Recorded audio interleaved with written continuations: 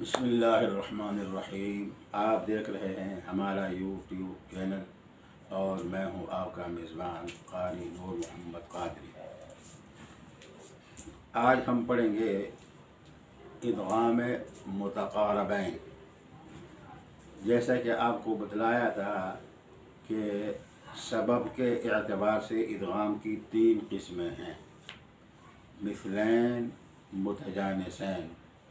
इनका बयान हो चुका है मुकम्मल तफसील के साथ। आज हम पढ़ेंगे इदग़ाम मुतक़ारबैन।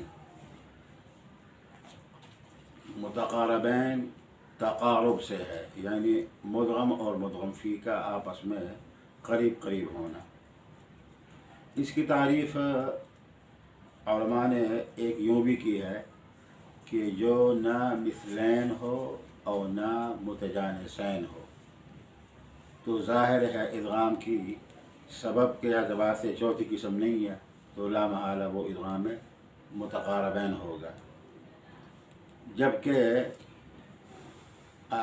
बाज़ उलमाए तजवीद ने तारीफ़ भी की है कि मुदग़म और मुदग़म फ़ी या तो मखरज के एतबार से करीब करीब हों या सिफ़ात के एतबार से करीब करीब हों, जैसे लाम, नून और रा, कि इनका मखरज भी आपस में करीब करीब है और ये सिफ़ातों में भी इनका इत्तिहाद है। 5 सिफ़ातों में इन्हें तीनों मजहूरा हैं, मुतवस्सिता हैं, मुस्तफ़िला हैं, मुनफ़तिहा हैं, मुज़लिक़ा हैं। तो फ़र्क इनमें यह है कि रा में तकरार है और लाम में तकरार नहीं है। फिर नून में गुन्ना है जबकि लाम में गुन्ना नहीं है। इन्हराफ में लाम और रा मुत्तहिद हैं। इस तरह फ़र्क हुआ। तो गोया मखरज के एतबार से करीब करीब हों या सिफ़ातों के एतबार से करीब करीब हों या मखरज और सिफ़ात हर दो एतबार से करीब करीब हों, तो इसे मुतक़ारबैन कहते हैं। हुक्म इसका यह है कि जिन जिन हरफों का इदग़ाम इमाम हफ्स से साबित है वहाँ इदग़ाम करना वाजिब है। इदग़ाम मुतक़ारबैन जो है इसकी भी 7 सूरतें हैं। 3 ताम की हैं, 2 नाक़िस की हैं और एक में खुल्फ है और एक में इख्तिलाफ है। ताम की 3 सूरतें ये हैं। नंबर 1, नून साकिन और तनवीन का इदग़ाम लाम में, जैसे हुदन लिलमुत्तक़ीन। असल में क्या है? हुदन लिलमुत्तक़ीन पढ़ते हैं, हुदन लिलमुत्तक़ीन इदग़ाम ताम के साथ। और मिन लदुन्हु लिखा है, मिन लदुन्हु पढ़ते हैं, मिन लदुन्हु। एक सूरत। नून साकिन और तनवीन का इदग़ाम रा में, जैसे मिन रब्बिहिम को पढ़ते हैं मिर रब्बिहिम। समरतिन रिज़्क़ा को पढ़ते हैं समरतिर रिज़्क़ा, यानी तनवीन और नून साकिन उनका वजूद ख़त्म, उनकी कोई सिफत बाकी न रहे। 2 सूरतें।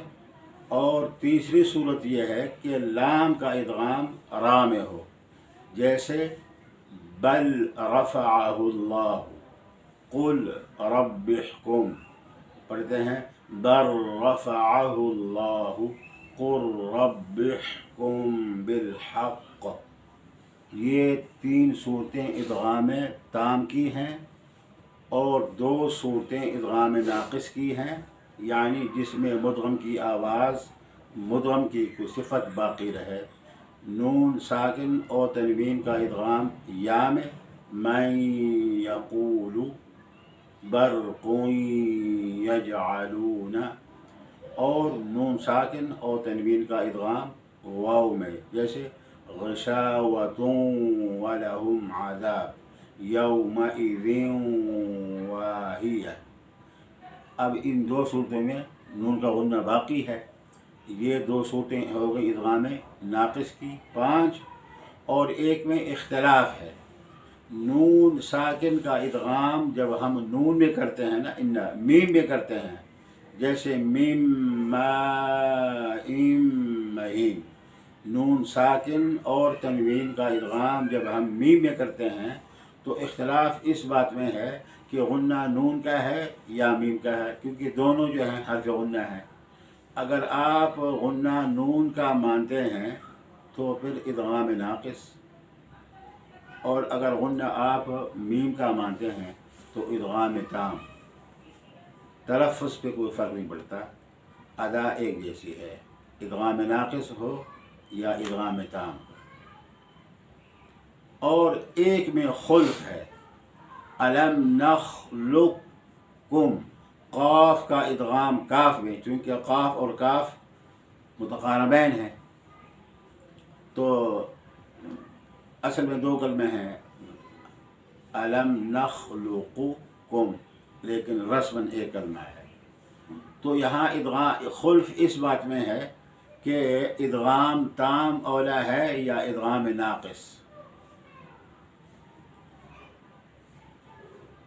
کچھ حضرات، اکثر حضرات یہ کہتے ہیں کہ ادغام تام اولا ہے، اس لیے کہ آسان ہے، یعنی الم نخلقکم جس میں قاف کا وجود بالکل ختم ہو جائے، قاف کی آواز باقی نہ رہے، قاف کو کاف بنا کر اور پھر کاف کا کاف میں ادغام کرتے ہیں نا، اینما تکونوا یدرککم الموت، یہاں بھی الم نخلقکم، یہ آسان ہے اس لیے اولا ہے۔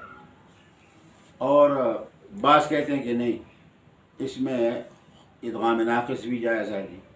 تو ادغام ناقص جب کریں گے تو وہی جیسے طوا کا تام ادغام کیا ہے متجانسین میں، ما فرطتم ولئن بسطت، طوا کو بغیر قلقلہ کے پر، تو یہاں بھی قاف میں قلقلہ نہیں کریں گے، پر پڑھیں گے، الم نخلقکم من ماء مہین، الم نخلقکم، نخلقکم اگر آپ پڑھیں گے تو وہ آپ نے خالص اظہار سے پڑھا ہے، قلقلہ نہیں کرنا۔ یہ 7 صورتیں ہوں گئی ادغام متقاربین کی، اور اس میں موانع نہیں۔ السلام علیکم ورحمۃ اللہ وبرکاتہ۔